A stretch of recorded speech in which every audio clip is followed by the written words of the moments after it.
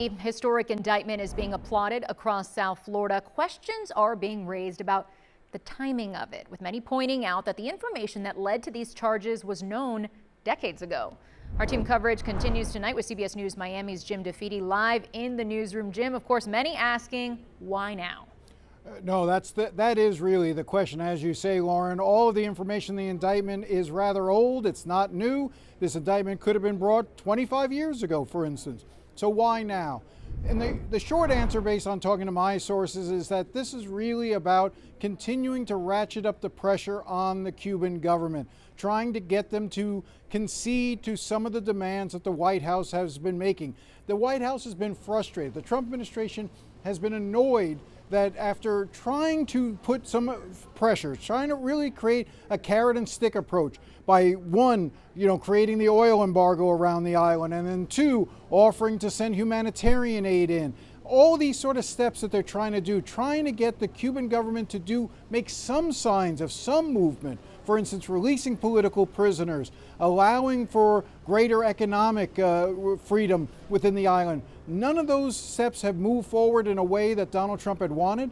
And so this is the next step. You see it through the indictment, which opens the door to a potential, nobody thinks it's imminent, nobody thinks it's a realistic possibility at this point, but a potential military intervention in Havana the same way that they did in Venezuela. And Jim, something you and I noted throughout our coverage earlier this afternoon, the Cuban community, of course, often very vocal about landmark moves like this. You often see the massive turnouts across South Florida, pots and pans, all the celebration. But today it seemed a bit more subdued, perhaps, the crowd smaller and a bit quieter. What do you make of that? I think there's two reasons. I think first, we have to acknowledge that the Cubans, Cuban Miamians who we normally think about are getting older. And many of them have died off waiting for this day and the day of Cuba's freedom to come about. The second is I do think that there is a feeling of almost, we've heard some of this before, we've seen these promises. And so I think that they're a little reticent to get too far out. Look, I think you and I were noting when we were in our continuous coverage that if this was 15 years ago, I think city streets would have been shut down. I think the 836, the Dolphin Expressway, the Palmetto Expressway, you could have seen cars with flags just sort of parked in the middle of the expressway, just celebrating a move like this.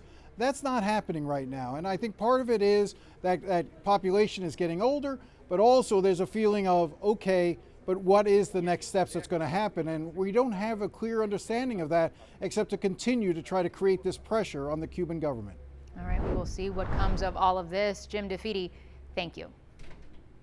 And keep it right here for continuing coverage of Raúl Castro's indictment. We will keep you updated on air, online, and on the CBS News Miami stream. We'll have much more tonight, next at 6:30 on the CBS Evening News with Tony DeCopel.